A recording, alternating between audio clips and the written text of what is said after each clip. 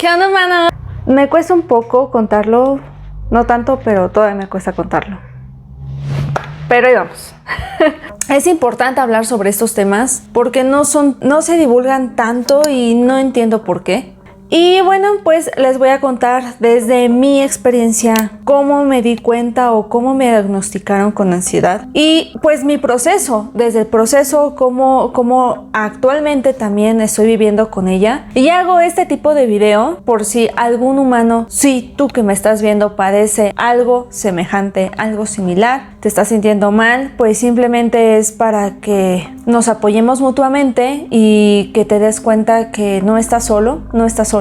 Y sí se puede salir de esto, aunque en su momento parezca a uno que se le viene el mundo encima y no hay escapatoria y todo lo ve uno color negro. Créeme que sí hay solución, y si no, pues no les estaría hablando ahorita en este video.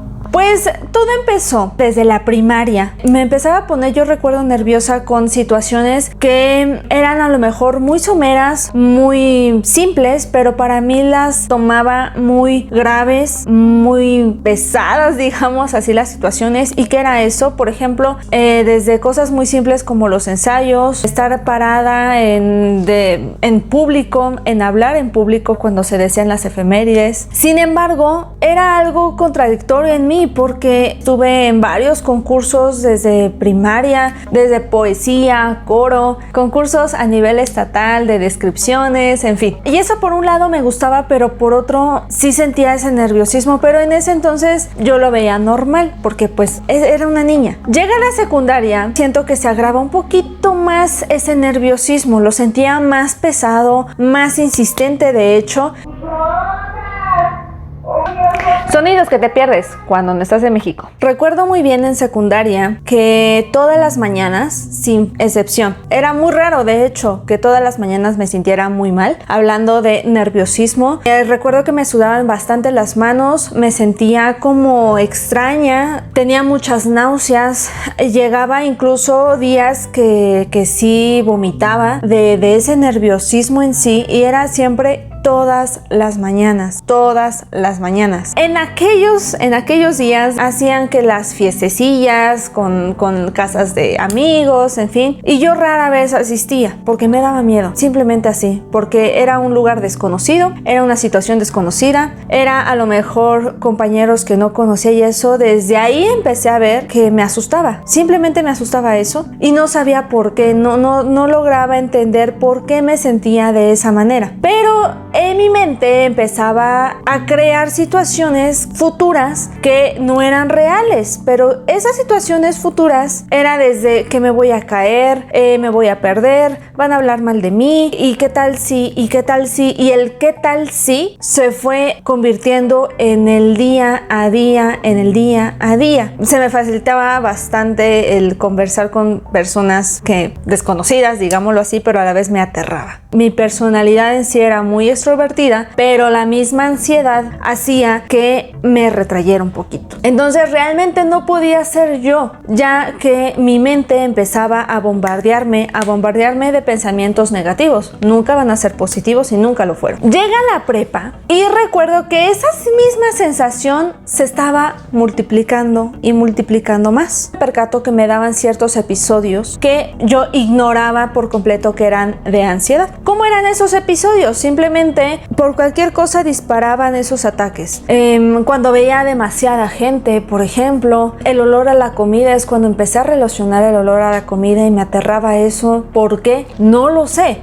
Dirán ustedes, bueno, pero ¿cómo es un ataque de ansiedad? En mi caso, yo lo vivía como igual me sudaban bastante las manos, empezaba a temblar, empezaba a sentir que me faltaba un poco el aire, de hecho respiraba más rápido y eso causaba que me sofocara un poco. Sentía muchas náuseas y se me iba el apetito. Empezaba ya a notar que no dormía bien, se me iba el sueño. O sea, mi cuerpo se sentía cansado, pero mi mente no quería descansar.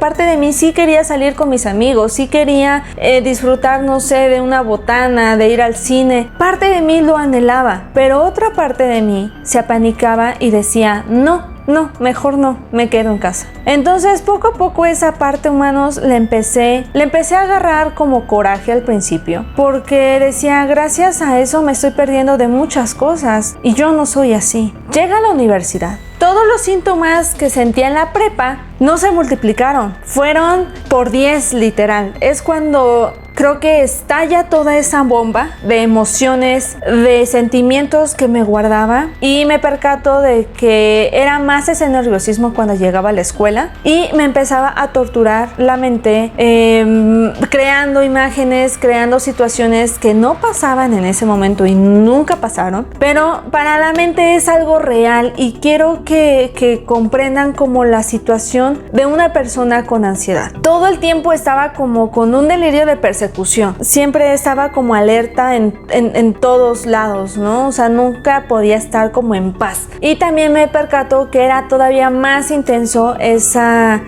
situación de querer estar sola, y era una dualidad en mí, porque por un lado no quería estar sola, quería disfrutar de mis amistades, quería salir, no sé, pero la otra dualidad era como la que estaba dominando más. También en ese momento empecé a sentir algo raro, que ya no eran ataques de ansiedad, era algo más extremo, algo más feo, incluso en cuestión de cómo me daban esos episodios de ataques, y ya eran ataques de pánico. Y hasta en la universidad es cuando empecé a tener ataques de pánico. Así, los síntomas que tenía de un ataque de ansiedad se sumaron otros síntomas, como vista nublada, era un terror de que me pasara algo malo, sentir como que tu corazón empezaba a latir de más, la respiración ya faltaba más también. Era esa necesidad de llorar y de estar solamente en una posición, incluso hasta fetal, y no querer saber de nada del mundo, porque todo te aterra, todo te da vueltas, te discapacita literal. Y lo único que quieres es que todo pase, que ya pase en ese momento lo que estás sintiendo, pero no pasa.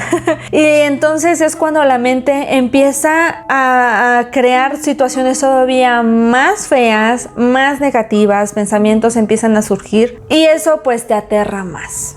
Es un cúmulo de sensaciones que en verdad todavía no hay esas palabras para expresar lo feo que se siente. Digamos que al día me daba de 1 a 2 episodios, entonces ya era algo recurrente en mi vida. Entonces, ¿se acuerdan de esa dualidad que les platico, de que por un lado yo quería hacer cosas, pero por el otro me paraba eso? Bueno, vamos a llamarle Sara Verdugo. Empezaba a tomar más situación, más control de mi vida, más control de la mente en sí, porque pues era yo simplemente nada más que dominada por todo ese pánico, por todo ese terror, por toda esa ansiedad.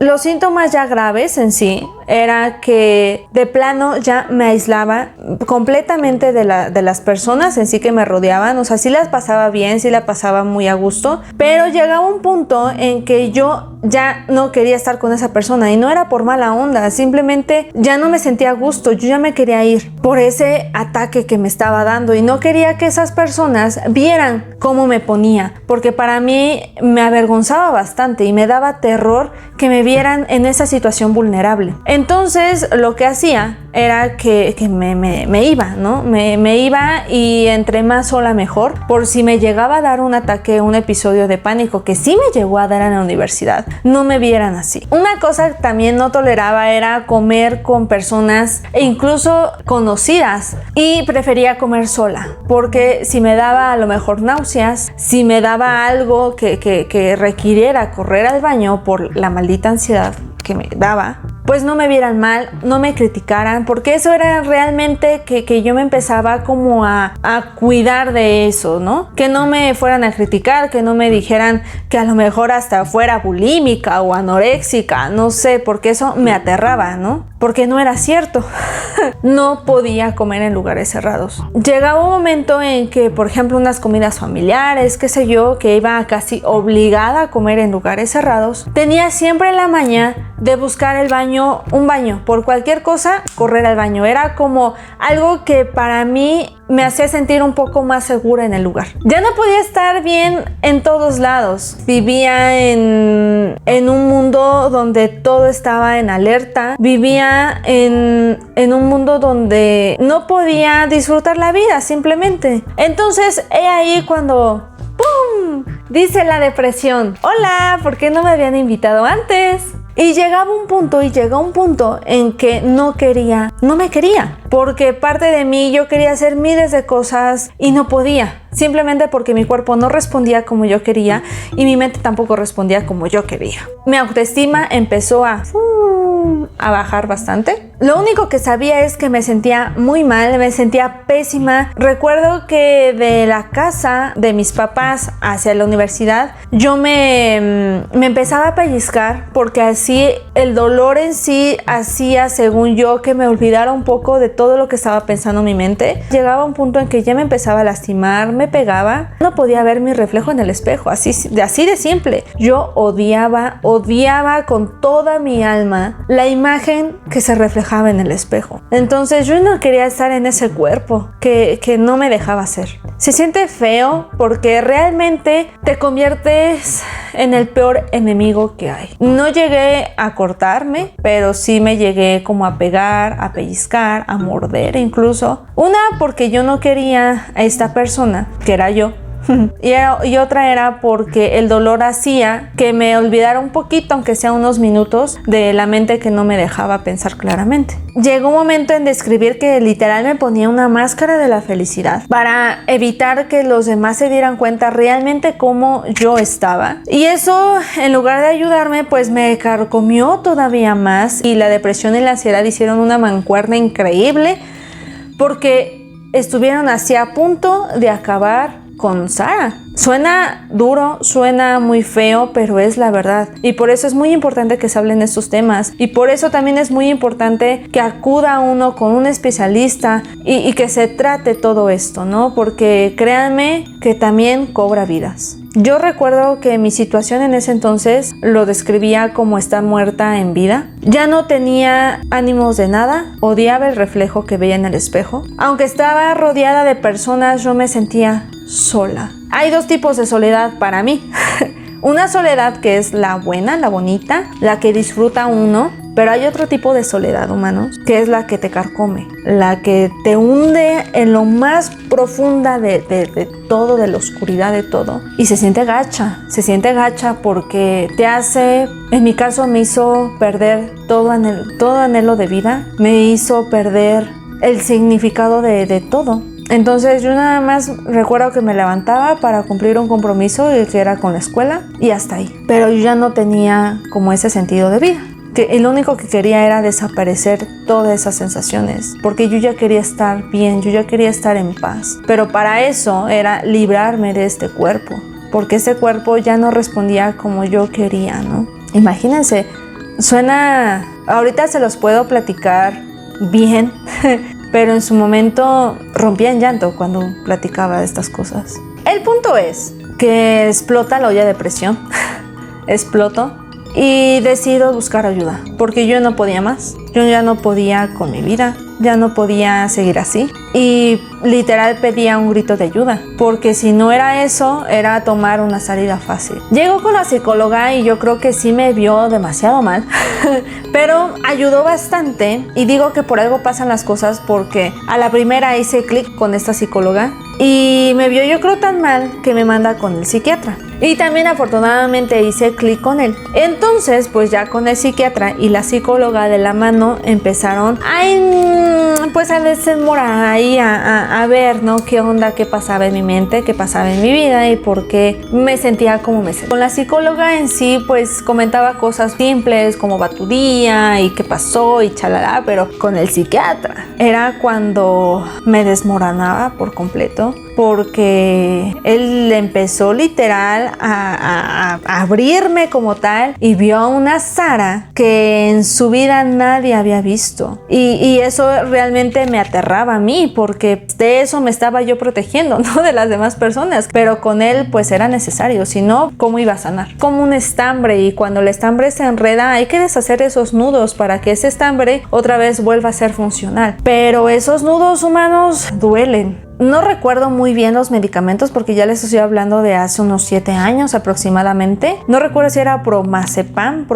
algo así se llama. Consumía de 2 a 3 medicamentos diferentes. Primero empecé con de ansiedad y uno que me dio un antidepresivo muy leve, porque fue ahí cuando ya me diagnosticó como trastorno de ansiedad obsesivo compulsivo con un poquito de depresión. Me molestaba bastante y todavía me molesta cuando escucho que dicen: ah, ya, échale ganas, todo está en tu mente, mira, no pienses en eso, solamente haces eso para llamar la atención. Ay, cálmate, si no es tan grave, piensa en otra cosa. Ay, ya, cálmate. No hagan esas frases, por favor.